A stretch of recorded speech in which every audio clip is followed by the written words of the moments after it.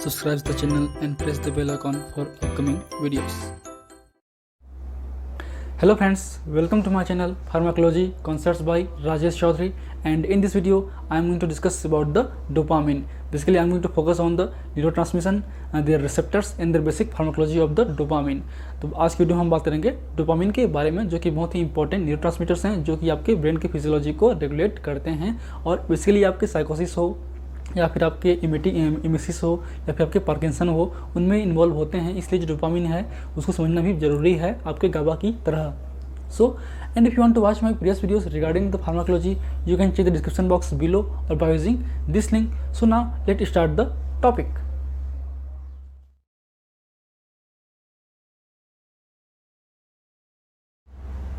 So dopamine, so basically dopamine is the catecholamine derivative neurotransmitters. मतलब ये आपके कैटेकोलामिन derivative हैं, मतलब जिसमें कि आपके आते हैं नॉरएड्रेनालिन, एड्रेनालिन और डोपामिन। तो बात करें नॉरएड्रेनालिन और एड्रेनालिन की या एपिनेफ्रिन या नॉरएपिनेफ्रिन की, तो वो बेसिकली आपके पेरिफेरल रीजन पे काम करते हैं, वो पीनेस पे मेनली काम करते हैं। लेकिन जो डोपामिन है वो आपके सेंट्रल नर्वस सिस्टम पे ज़्यादातर काम करते हैं। Means the dopamine is the catecholamine या the predominant catecholamine neurotransmitters present in the CNS और the brain and it regulates the variety of biological responses. ये बहुत सारे जो बायोलॉजिकल इफेक्ट हैं, रिस्पॉन्सेस उनको रेगुलेट करता है, चाहे आपके CNS पे हो चाहे आपके PNS पे हो। बात करूँ CNS की, तो it regulates the motor function. ये आपकी बॉडी के अंदर जो मोटर फंक्शंस हैं, मोटर बिहेवियर हैं, उनको कंट्रोल करता है। जो भी मोटर एक्टिविटी है उसको रेगुलेट करता है। इसके अलावा इट में also regulate the locomotion activity या लोकोमोटर एक्टिविटी। इट में regulate the learning and memory, means आपके कॉग्निटिव फंक्शन को भी रेगुलेट करता है। मतलब आपकी जो भी मेमोरी है उसको भी रेगुलेट करता है, जो लर्निंग की कैपेबिलिटी है उसको भी ये रेगुलेट करता है। इट में also regulate the mood and behaviour, आपके मूड को बिहेवियर को भी रेगुलेट करता है। इट में also regulate the endocrine secretion, आपके इंडोक्राइन ग्लैंड के सिस्टम को या सिक्रेशन को भी ये रेगुलेट करता है। It also regulate the sleep and the food intake behaviour, आपके स्लीप पैटर्न को या फिर फूड इंटेक बिहेवियर को भी ये रेगुलेट करता है आपके CNS के अंदर में।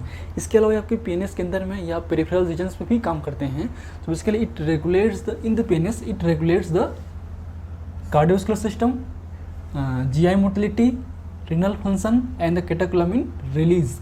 तो ये आपके जो पेरिफेरल रीजन्स हैं आपके ANS में हैं या PNS में हैं, जो आपके रीनल फंक्शंस हैं उनको रिलेट करता है। जो रीनल में खासकर जो रीनल वेस्कुलर वेट्स हैं या फिर आपके रीनल जो आपके आर्टरीज हैं उनको डायलेट करते हैं। आपके CVS के अंदर में मायोकार्डियल कॉन्ट्रैक्टिलिटी करते हैं, आपके कैटेकोलामिन रिलीज को बढ़ाते हैं या फिर GI मोटिलिटी को बढ़ाते हैं। तो ये उसका बेसिक जो है आपके फंक्शंस हैं आपके डोपामिन के।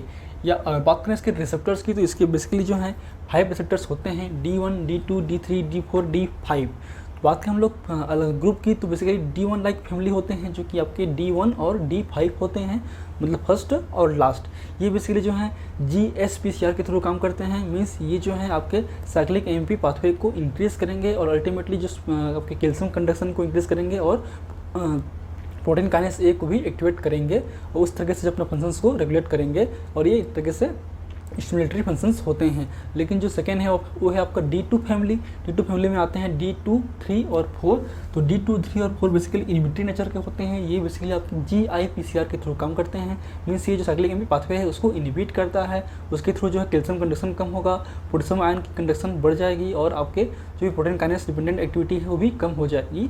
तो बेसिक जो रोल है वो आपके D2 लाइक फैमिली का होता है। D2 लाइक फैमिली या D2 रिसेप्टर्स ही बेसिकली इन्वॉल्व होते हैं आपके साइकोसिस में हो या फिर पार्किंसन में हो या फिर आपके इमिसिस या एंटीमेटिक ड्रग के लिए हो। जितने भी एंटागोनिस्ट है वही हम यूज़ करते हैं बेसिकली। तो बात करते हैं हम लोग बेसिकली पाथवे की, मतलब आपके डोपामिनर्जिक पाथवे की। तो डोपामिनर्जिक पाथवे में जो है बेसिकली आते हैं आपके नाइग्रोस्टियल पाथवे जो कि आपके मोटर फंक्शन को कंट्रोल करते हैं। सेकेंड है आपका मीजोलिम्बिक और मीजोकॉर्टियल पाथवे जिसमें आपके बिहेवियरल एक्टिविटी आते हैं, और एक है आपका ट्यूबरो हाइपोफाइशियल पाथवे जिसमें एंडोक्राइन सिस्टम कंट्रोल आते हैं। तो ये 3 बेसिकली पाथवे होते हैं आपके डोपामिनर्जिक के। And now come to the neurotransmission of the dopamine. तो बेसिकली ये आपके डोपामिनर्जिक न्यूरॉन्स में पाए जाते हैं या फिर आपके एनर्जिक न्यूरॉन्स में पाए जाते हैं। लेकिन जो मेन है वो है आपके डोपामिनर्जिक न्यूरॉन्स। लेकिन डोपामिनर्जिक न्यूरॉन्स में जो है आपके डोपामिन बीटा हाइड्रोक्सिलेज एंजाइम नहीं होता है, इसलिए आपके डोपामिनर्जिक न्यूरॉन्स में जो है आपके डोपामिन जो है फर्दर नॉरएपिनेफ्रिन में कन्वर्ट्स नहीं होते हैं। ये केवल आपके टायरोसिन से डोपामिन तक ही बनते हैं। And basically it synthesize neuron with the help of tyrosine as a precursor. Tyrosine further converts into the dopa with the help of hydroxylase enzyme, and the dopa further converts into the dopamine with the help of decarboxylase enzyme, and the dopamine further transport into the vesicles and store in the vesicle system आपके vesicles में store होते हैं और as per demand आपके stimulus के द्वारा ये आपके रिलीज होते हैं आपके सिनेप्टिक जंक्शंस पे। और जो पोस्ट सिनेप्टिक रिसेप्टर्स हैं, पोस्ट सिनेप्टिक सेल्स में जो रिसेप्टर होते हैं खासकर D1 लाइक और D2 लाइक, उन पे बाइंड करते हैं और उनको एक्टिवेट करते हैं और उन हिसाब से जो है सेलुलर रिस्पॉन्स शो करते हैं। ये होते हैं बेसिक आपके सेलुलर ट्रांसमिशन का पाथवे। ये सभी में सेम होगा, सभी में जो स्टोरेज है वो सेम होते हैं, सभी में हम ऑलरेडी बात कर चुके हैं बहुत बार। अब बात करते हैं इसके मेटाबॉलिज्म की। तो basically dopamine are metabolised with the two main enzyme. First is the COMT means catechol O methyl transferase and second is the MAO that is a monoamine oxidase. तो बात करें हम लोग कॉम्ट की, तो बेसिकली जो कॉम्ट है वो आपके कैटाकोल ओ मिथाइल ट्रांसफरेज है। मीन्स आपके जो कैटाकोल रिंग है, ये आपका कैटाकोल रिंग है, ये आपके जनरली डोपामिन का स्ट्रक्चर है, एथाइल एमिन होता है इस पर आपके कैटाकोल रिंग पे। तो इसके जो 3 पोजीशन है उसको हाइड्रोक्सी को मिथॉक्सी में चेंज करता है और इस तरह से बनता है आपका 3 मिथॉक्सी टायरामिन। और यही डोपामिन जो है with presence of monoamine oxidase जो कि आपके इस एमिन ग्रुप में ऑक्सीडाइज करेगा और अल्टीमेटली इसको एल्डिहाइड में चेंज कर देगा। मीन्स ये बनेगा आपका, ये आपका इथाइल एमिन है तो होगा आपका एसिटाल्डिहाइड, और फिर ये एडीएच जो है एल्डिहाइड डिहाइड्रोजनेस इसको फिर ऑक्सीडाइज करके क्या बनाएगा आपका एसिड बनाएगा। मीन्स ये बनेगा आपका एसिटिक एसिड। सो ये जो कंपाउंड है वो बनेगा आपका डाईहाइड्रोक्सी फिनाइल एसिटिक एसिड। अगर केवल MOA माओ हुआ तो क्या बनेगा डाईहाइड्रोक्सी फिनाइल एसिटाल्डिहाइड, जो कि आपका डोपेक होता है इस पाथवे के थ्रू। और इस तरह से स्ट्रक्चर जो है चेंज हो जाते हैं आपके इस पाथवे के थ्रू। बात करें हम लोग इससे फिर जो माओ होगा तो माओ से फिर बनेगा आपका होमोवेलानिक एसिड, या फिर इससे भी जो कॉम्ट के थ्रू बनेगा होमोवेलानिक एसिड। तो अल्टीमेटली जो है इसके थ्रू क्या बनेंगे, यहाँ पे जो हाइड्रोक्सी वो मिथॉक्सी होगा सेम, यहाँ पे जो एमिन है वो आपके एसिड में चेंज हो जाएगा। तो इस तरीके से ये पाथवे हैं आपके डोपामिन का जो कि बहुत ही इंपॉर्टेंट है। और जो आपके एंडोलिन का है या नॉर एंडोलिन का है वो भी सिमिलर एंजाइम से ही होते हैं और डोपामिन का भी सेम एंजाइम्स होते हैं। लेकिन डोपामिनर्जिक न्यूरॉन्स में आपको बेसिकली आपके नहीं बनता है आपका नॉरेड्रेनालिन और adrenaline. Now come to the detail pharmacology of the receptors.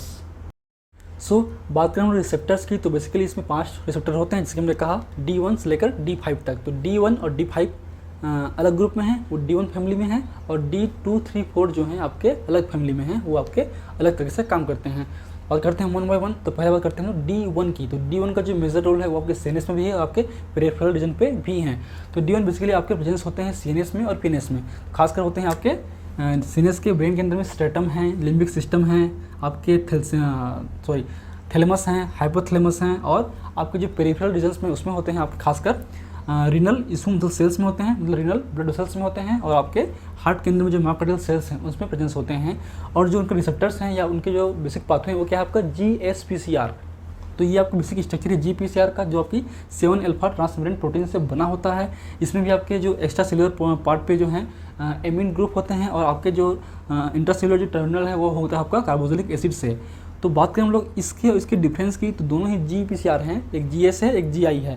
लेकिन जो डिफरेंस क्या होगा आपका, जो थर्ड लूप है, थर्ड लूप इसमें शॉर्ट होगा, और जो कार्बोक्सिलिक एसिड टर्मिनल है वो लॉन्ग होगा। इसमें उल्टा, थर्ड लूप लॉन्ग होगा और ये जो है शॉर्ट होगा। तो ये बेसिक डिफरेंस है आपके D1 फैमिली के और D2 फैमिली का। तो बात करते हैं इसमें भी आपके लिगांड बॉन्डिंग साइट होते हैं, जिसमें आपके जो एगोनिस्ट हैं या डोपामिन है आके बाइंड करते हैं, रिसेप्टर को एक्टिवेट करते हैं, और जो G प्रोटीन्स हैं उनको एक्टिवेट करेंगे। खासकर इसमें GS प्रोटीन होता है, GS प्रोटीन फिर जाके आके आपके एनालाइज साइक्लेस एंजाइम को एक्टिवेट करेगा, उससे जो ATP है फिर साइक्लिक MP में बनेगा, और अल्टीमेटली साइक्लिक MP जो सिग्नलिंग पाथवे हैं वो एक्टिवेट होंगे, उससे जो है आपके कैल्शियम कंडेंसेशन बढ़ेगा और आपकी प्रोटीन काइनेस डिपेंडेंट एक्टिविटी भी बढ़ेगी, जो कि एक तरीके से स्टिमुलेटरी एक्टिविटी है। इसके अलावा जो है D1 जो है आपके NMD रिसेप्टर्स को भी एक्टिवेट कर सकता है। ये जो रिसेप्टर्स हैं एक दूसरे में क्रॉस लिंक होते हैं, तो ये क्रॉस टॉक करते हैं एक दूसरे के एक्टिविटी को, मतलब ये उसकी एक्टिविटी को इंटरफेयर कर सकता है, उसको इन्हेंस कर सकता है। तो ये बेसिक सिग्नलिंग पाथवे आपके D1 के लिए। बात करें ड्रग की, तो dopamine is the agonist for the all 5 receptors, वो होते ही हैं। इसके अलावा जो बात करें हम कुछ और एग्जाम्पल ग्रुप में, तो है आपके डोपामिन, एपोमॉर्फिन, फेनोल्डोपाम और SKF38393 are the agonist for the D1 receptors. बात करें एंटागोनिस्ट की तो वो हैं आपके SCH23390, SCH39166 एंड ये आपके एंटागोनिस्ट हैं। और आपके जो बीटा क्लेमोल हैं वो आपके इन्वर्स एगोनिस्ट हैं। बात करें हम लोग एगोनिस्ट, इन्वर्स एगोनिस्ट और एंटागोनिस्ट की तो बेसिकली जो है एगोनिस्ट जो हैं लिगांड की तरह काम करते हैं, वो डोपामिन की तरह बाइंड करते हैं और रिस्पांस को फॉरवर्ड करते हैं। लेकिन जो एंटागोनिस्ट हैं वो आपके रिस्पांस को ब्लॉक करते हैं, एगोनिस्ट के रिस्पांस को ब्लॉक करते हैं। जो इन्वर्स एगोनिस्ट हैं वो अपोजिट इफेक्ट शो करते हैं, मीन्स अपोजिट डायरेक्शन में जो है या बैकवर्ड डायरेक्शन में जो है रिस्पांस को ले जाते हैं। बात करें फंक्शंस की तो जो पेरिफेरल रीजन्स में है ये आपके रीनल वेसिडाइलेशन के लिए रिस्पॉन्सिबल है। हार्ट के अंदर में ये पॉजिटिव इनोट्रोपिक इफेक्ट शो करता है, मीन्स आपके कार्डियक कॉन्ट्रैक्टिलिटी को या मायोकार्डियल कॉन्ट्रैक्टिलिटी को या फोर्स ऑफ कॉन्ट्रैक्शन को इंक्रीज करता है। इसके अलावा जो बात करें सीनियर्स के अंदर में ये आपके लर्निंग एंड मेमोरी या फिर कोग्निटिव फंक्शंस में इन्वॉल्व होते हैं, बिहेवियरल के लिए इन्वॉल्व होते हैं और आपके NMDA को भी एक्टिवेट करते हैं। तो ये कुछ बेसिक फंक्शंस है आपके D1 रिसेप्टर का डोपामिन के थ्रू। अब बात करते हैं हम लोग T5 की तो सिमिलर होते हैं D1 जैसे ही, मीन्स ये भी आपके GS-PCR के थ्रू काम करते हैं। और जो ये इसके जो लोकेशन है वो होते हैं आपके mid brain, hippocampus, thalamus, cerebral cortex, stratum और आपके रीनल वेस्कुलर पे। तो जो ड्रग हैं वो भी लगभग सिमिलर होते हैं। इसमें आपके एपोमॉर्फिन, फेनोल्डोपाम और SKF38393 एगोनिस्ट हैं और SCH23390 एंटागोनिस्ट और बीटाक्लोमॉल आपके इन्वर्स एगोनिस्ट। बात करें इसके एक्शन की तो सिमिलर होते हैं आपके D1 की तरह, लेकिन जो कुछ और हैं वो हैं आपके it decrease the AT1 receptor expression and decrease the vascular proliferation. जो आपके रेनिन एंजियोटेंसिन सिस्टम है उसमें जो RS सिस्टम में होते हैं एंजियोटेंसिन 2, उसके जो रिसेप्टर हैं वो है एंजियोटेंसिन 1 रिसेप्टर्स, उसको ये इनहिबिट करते हैं, उसके जो एक्सप्रेशन है उसको इनहिबिट करते हैं, ना कि वो ब्लॉक करते हैं। उसकी जो एक्सप्रेशन है मतलब उसकी जो प्रोटीन सिंथेसिस है उसको वो कम करते हैं। और नेक्स्ट है आपका D2 रिसेप्टर्स। तो D2 रिसेप्टर्स बेसिकली होते हैं आपके पिट्यूटरी ग्लैंड में, हाइपोथैलेमस में और आपके स्ट्रेटम पे। और ये GIPCR होता है, मीन्स ये आपके जस्ट अपोजिट काम करता है, मीन्स साइक्लिक MP पाथवे को इनहिबिट करेगा, कैल्शियम डिपेंडेंट एक्टिविटी को कम करेगा और पोटेशियम चैनल की जो कंडक्शन है उसको इंक्रीज करेगा। और इस तरीके से वो इनहिबिटरी रिस्पॉन्स शो करेगा सारे D2, D3 और D4। जो ड्रग हैं एगोनिस्ट वो हैं आपके ब्रोमोक्रिप्टिन, प्रेगोलाइड और रोपिनिरोल, ये आपके एगोनिस्ट हैं D2 के लिए। और जो हेलोपेरिडोल, सुलप्राइड और रिसापिरिडोन ये आपके एंटागोनिस्ट हैं आपके D2 के लिए। इसके अलावा भी बहुत सारे ड्रग होते हैं जो हम क्लिनिकली यूज़ करते हैं, चाहे वो एंटीमेटिक में हो या फिर आपके एंटीसाइकोटिक हो जैसे न्यूरोलेप्टिक बोलते हैं, या फिर आपके एंटी पार्किंसन हो। बात करें हम लोग इसकी एक्टिविटी की तो मेन एक्टिविटी यही करता है D2। उसमें आपके हैं लोकोमोटर एक्टिविटी हैं, आपके बिहेवियरल हैं, लर्निंग एंड मेमोरी है, कॉग्निटिव बिहेवियर है, अटेंशन है, स्लीपिंग है, इम्पल्स कंट्रोल है, आपके मोटर फंक्शंस हैं आपके। It also decrease the prolactin secretion and increase the growth hormone secretion and it also regulate the CTZ और activate the CTZ and may cause emesis और vomiting. And it also shows the reward and reinforcing mechanism and the reproductive behaviour. तो ये उनका basic mechanism of action होता है।